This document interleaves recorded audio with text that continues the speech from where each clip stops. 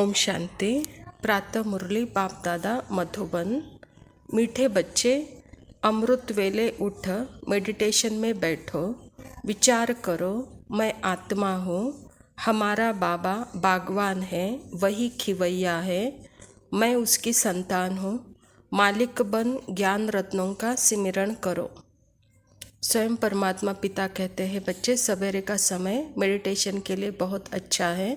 उस समय अपने स्वधर्म में बैठकर पिता परमात्मा को याद करो और मालिक बन करके जो ज्ञान परमात्मा ने हमको दिया है उस ज्ञान का सिमरण करो, कहता है बाबा। प्रश्न में किस एक बात का महत्व दुनिया में भी है तो बाप के पास भी है? उत्तर है दान का। तुम बच्चों को रहमदिल बन सबके ऊपर तरस खाना है, सबको अविनाशी ज्ञान रत्नों का दान देना है। दानियों की बहुत महिमा होती है, अखबार में भी उनका नाम निकलता है, तो तुम्हें भी सबको दान करना है, अर्थात मेडिटेशन सिखलाना है। तो बाबा कहता है दुनिया में दान का महत्व है और वही यहाँ पे भी दान का महत्व है। दान अर्थात सर्वश्रेष्ठ दान है ज्ञान का दान, जिस ज्ञान से सदा काल की प्राप्तियाँ होती हैं। तो बाबा कहता बच्चे जो भी आते हैं उनको ज्ञान दान करो और उनको मेडिटेशन सिखलाओ, कहता परमात्मा का परिचय दे करके परमात्मा के याद में उनको बिठाओ, कहता बाबा। गीत है, मुझको सहारा देने वाले हे दिल कहे तेरा शुक्रिया। धारणा के लिए मुख्य सार है, अमृत वेले उठ याद में बैठ ज्ञान का सिमरण करना है। ज्ञान धन को भी याद करना है तो ज्ञान दाता को भी याद करना है। तो बाबा कहता खास अमृत वेले ज्ञान धन का प्रयोग करो अपने पर, दूसरों के ऊपर भी करो, और जो ज्ञान दिया है ज्ञान दाता परमात्मा उसको भी याद करो, कहता बाबा। दूसरा पॉइंट है, ईश्वरीय नशे में रहकर सेवा करनी है, सबको मेडिटेशन करने की सहज विधि समझानी है, एकमत होकर रहना है। जैसे घर में भी हम किसी को याद करते हैं तो याद के लिए कोई अवस्था या आसन या कोई परिवर्तन की आवश्यकता होती नहीं है, हमारी याद वहाँ पे सहज होती है। वैसे ही परमात्मा को भी हमको सहज तरीके से याद करना है, उसके लिए भी कोई आसन वगैरह डालने की आवश्यकता नहीं है। उनका परिचय अगर हमको मिलता है तो हम सहज तरीके से उसको याद कर सकते हैं, क्योंकि वह आत्मा के पिता है, परम धाम निवासी है और आते भी इस संगम पर है हम बच्चों को ज्ञान देने के लिए। तो यह ज्ञान का परिचय सबको देकर परमात्मा के याद में सबको बिठाओ, कहता बाबा।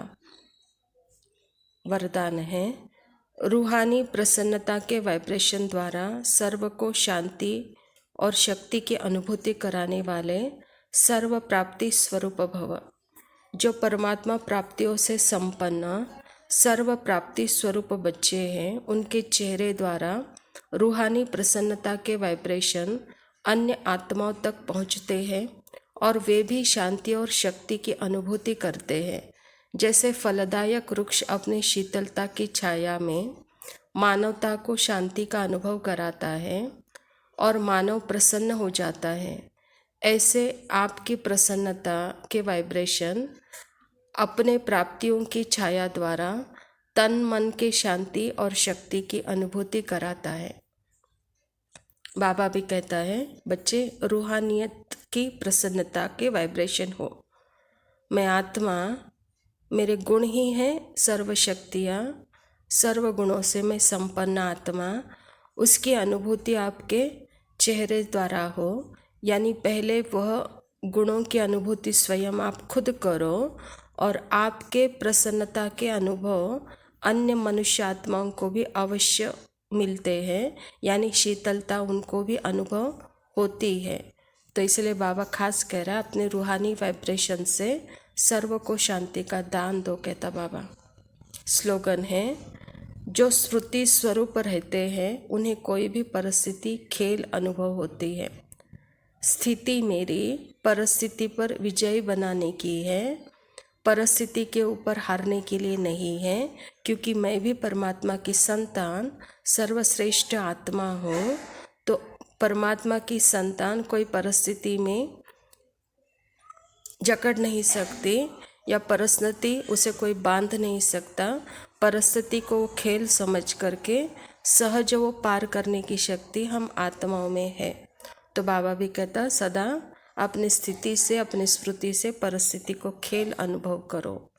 ओम शांति।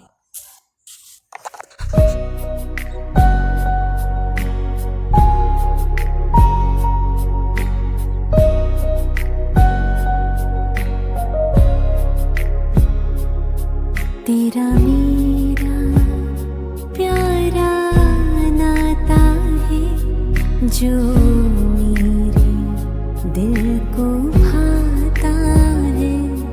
तेरा मेरा प्यारा नाता है जो मेरे दिल को भाता है।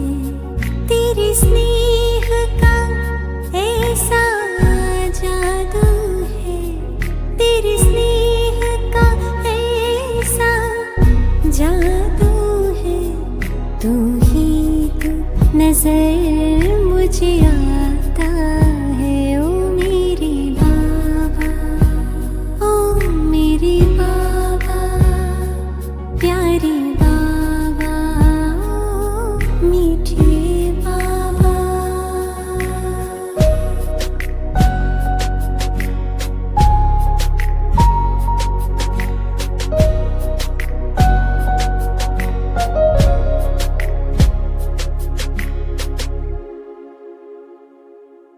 कितना तुझको मैं याद करूं, मन ही मन तुमसे बात करूं।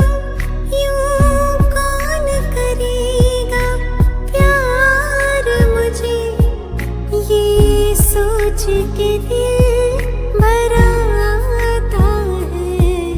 तेरा मेरा प्यारा नाता है जो मेरे दिल को भाता है।